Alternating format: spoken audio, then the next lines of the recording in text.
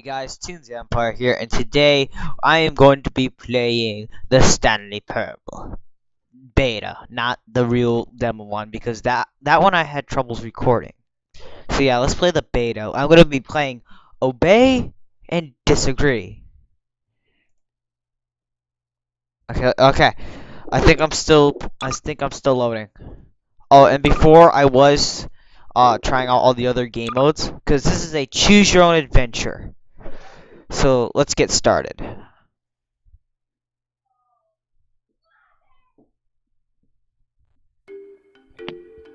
I'm gonna shop for this. This is the story of a man named Stanley. Stanley worked for a company in a big building where he was employee number 427. Employee number 427's job was simple. He sat at his desk in room 427 and he pushed buttons on a keyboard. Orders came to him through a monitor next to his desk, telling him what buttons to push, how long to push them, and in what order. This is what employee 427 did every day of every month of every year. And although Sorry others about might that, have guys, considered if it you heard that. soul-ending, Stanley relished every moment that the orders came in, as though he had been made exactly for this job. And Stanley was happy.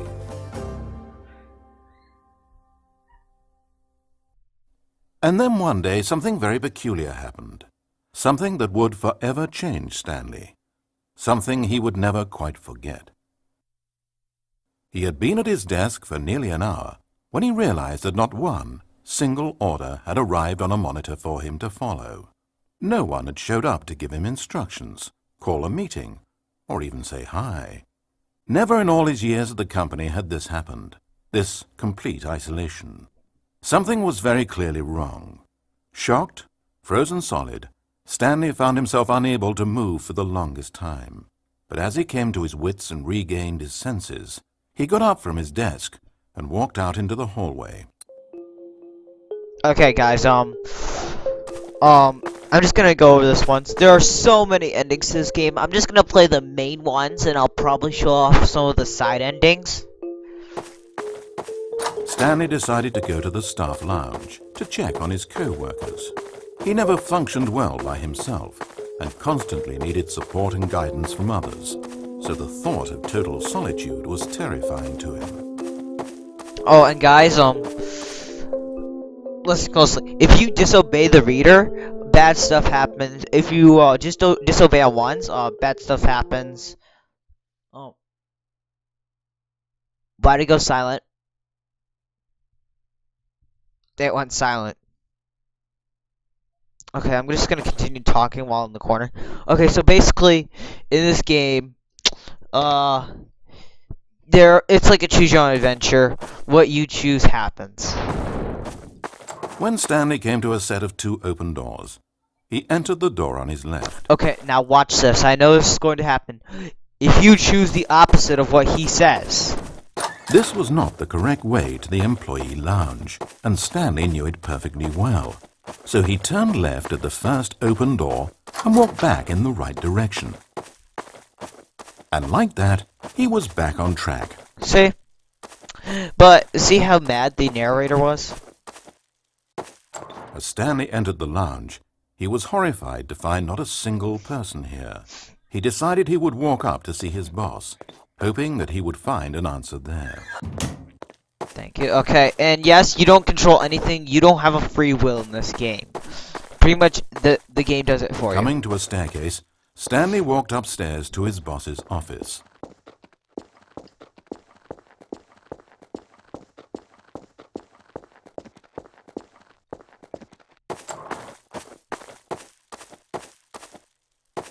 Entering his manager's office, Stanley was once again stunned to discover not an indication of any human life.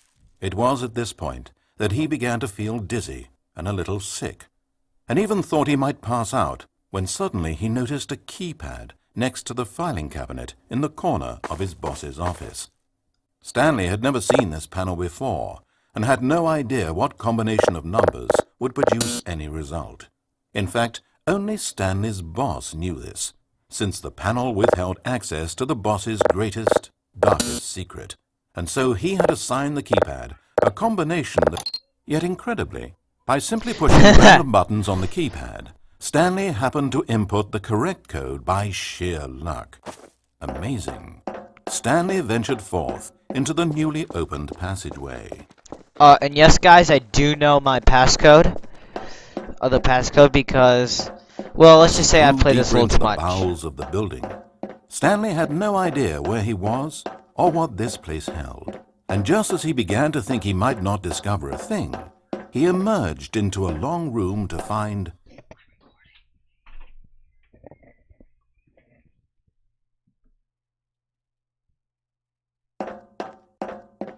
rows and rows of monitors.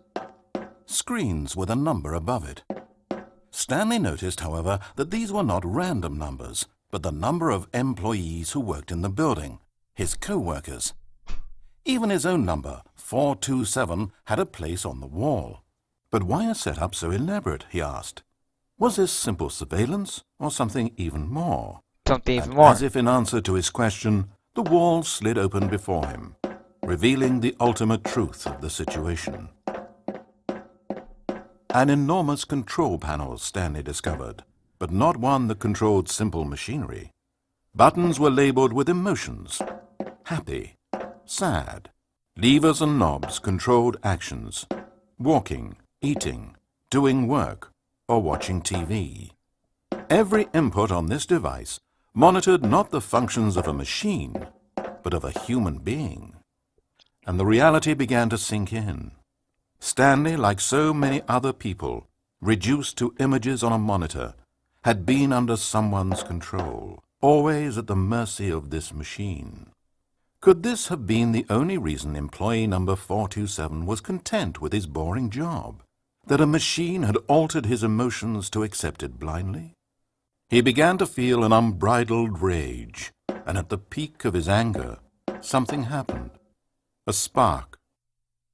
Stanley looked up and saw the generator overhead, still providing some small amount of power to the machine, keeping it alive. And knowing that this generator was all that kept the controls running, Stanley moved to the ladder in the back of the room and began to climb towards the rafters.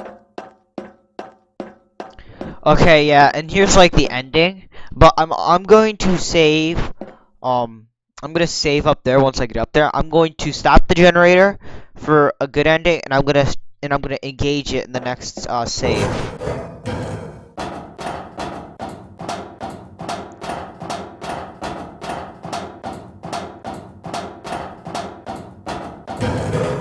The higher Stanley climbed, the closer he felt to freedom, the further from enslavement.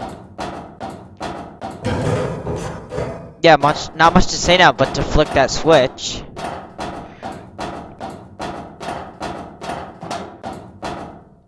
Now I'm gonna save. I like how this one doesn't say anything. This one just says disable generator.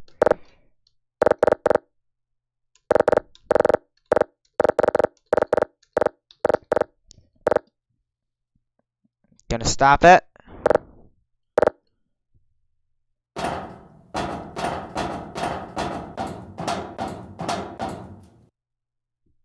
Blackness, power gone, all alone, and then...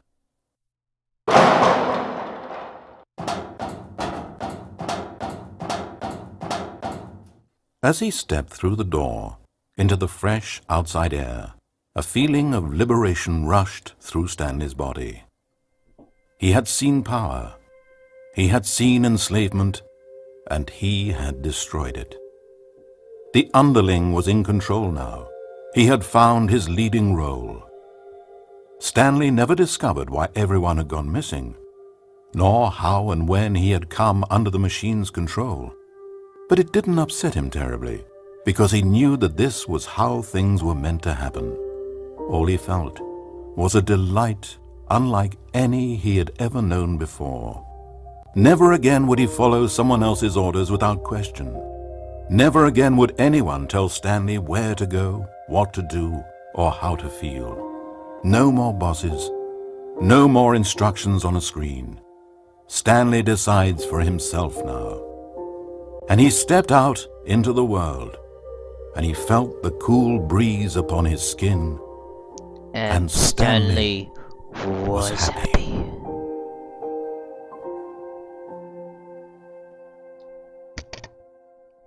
This story really makes me want to cry. Like, a lot. Okay, now I'm going to load, and I'm going to show you guys the second part of this. You guys are going to laugh at this, because I flip out every time. Oh, Stanley, you didn't just activate the controls, did you? After it kept you enslaved all these years, you go and you try to take control of the machine for yourself? Is that what you wanted? Control? Stanley. Stanley. I applaud your effort, I really do. But you need to understand, there's only so much that machine can do. You were meant to let it go, turn the controls off and leave. If you want to throw my story off track, you're going to have to do better than that. I'm afraid you don't have nearly the power you think you have. For example, and I believe you'll find this pertinent, Stanley suddenly realized that he had just initiated the network's emergency detonation system. In the event that this machine is activated without proper DNA identification, nuclear detonators are set to explode, eliminating the entire complex. How long until detonation then? Oh, let's make it say, 2 minutes. Now, this is making things a little more fun, isn't it, Stanley? Go ahead. Play with those controls all you like. The real controls are where I'm sitting. Did you really ever believe you held any power? Did you not think I knew what I was doing?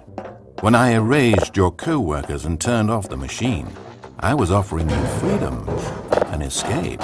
I didn't have to do that. I've run this story many times, and I don't always set you free. Sometimes you just sit there, day after day after day, doing your job forever. No, I'm not going to die like this. But when I actually give you the freedom to control your own actions, it's not enough. I let you go, and you trapped yourself just the same. You just weren't made to handle this sort of responsibility, I'm afraid. But you know what you were made for? Pushing buttons. You get it now? Oh, I'm enjoying this. Tell you what, I'll throw some extra time on the clock just because I'm having so much fun. There we go. You see, I want to watch you for every long second you try to puzzle this out. After all, it should make sense, right? The timer, the nuclear detonation, the mysterious facility, it's all here. This is a video game. Except for one thing there, hero. You've got no weapon. No. No vehicle. No. You don't even know where you're going. I don't even know where When I'm you saw going. that timer, you just instinctively started trying to find an exit, didn't Yes. you? In fact, I bet you're still looking for a way out. Yes. I bet you're clicking on everything in this room, trying to open doors or vents or something and solve the puzzle. As though this game has a solution, as though it can be won. That timer is not a catalyst to keep things moving along. It's just seconds ticking away to your death. This is not a challenge. It's a tragedy. It's the moment when the hero realizes that despite his best efforts, he is powerless to his environment. And then he lets go. He surrenders. And he dies. I'm going to 30 die. seconds, Stanley. 30 seconds. Until a Till boom. boom. And then nothing. And nothing. No ending to this story, just you dying. I suppose you could have gotten an actual ending if you'd played along, but that just wouldn't have been your style, would it? Instead, you'll perish knowing that the only choice you made here was to turn on that machine and to start this timer. But you won't be alone, because I'm not going anywhere. I'll be here to watch every second of your inevitable life from the time we fade in until the moment I say, happily ever after.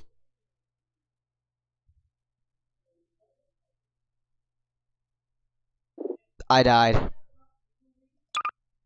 So yeah, guys, this was the Stanley Parable.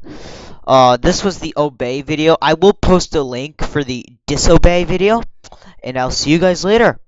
See ya.